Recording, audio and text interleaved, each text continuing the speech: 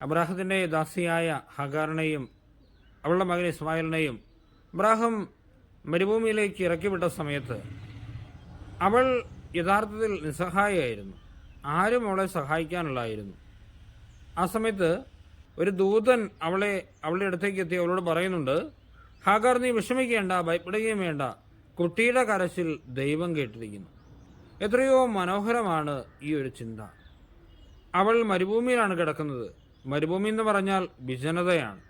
ആരും സഹായിക്കാനില്ല. ആ നിസ്സഹായരായ അമ്മയ്ക്കും കുഞ്ഞിനും ആരുമില്ല. അവൾ കരയുന്നുണ്ട്, പക്ഷെ കരച്ചിൽ കേൾക്കാൻ ആരുമില്ല, മനുഷ്യരായ ആരുമില്ല. പക്ഷേ അങ്ങനെയുള്ളവർക്ക് ദൈവമുണ്ട്. നിസ്സഹായതയിലുള്ള ഒരു മനുഷ്യൻ്റെ കരച്ചിൽ വേറെ ആരും കേൾക്കുന്നില്ലെങ്കിലും ദൈവം കേൾക്കുന്നുണ്ട്.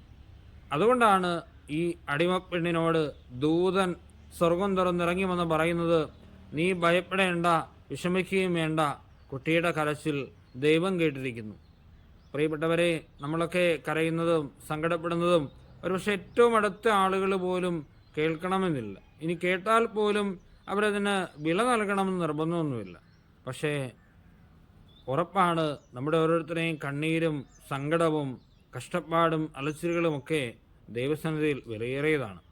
ആരും കേൾക്കാത്ത നിസ്സഹായതയിൽ നീ ചിന്തുന്ന ഓരോ കണ്ണീരും ദൈവത്തിൻ്റെ, ഈശോയുടെ നെഞ്ചിലാണ് എന്നുള്ള തിരിച്ചറിവ് നമുക്കൊരു ധൈര്യം തരട്ടെ.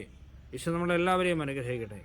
നമ്മുടെ കർത്താവ് ശംശിയുടെ കൃപയും പിതാവായ ദൈവത്തിൻ്റെ സ്നേഹവും പരിശുദ്ധാത്മാവിന്റെ സഹവാസവും നാം എല്ലാവരും കൂടെ എന്നും എപ്പോഴും ഉണ്ടായിരിക്കട്ടെ, ഇപ്പോഴും എപ്പോഴും എന്നേക്കും. ആമേൻ.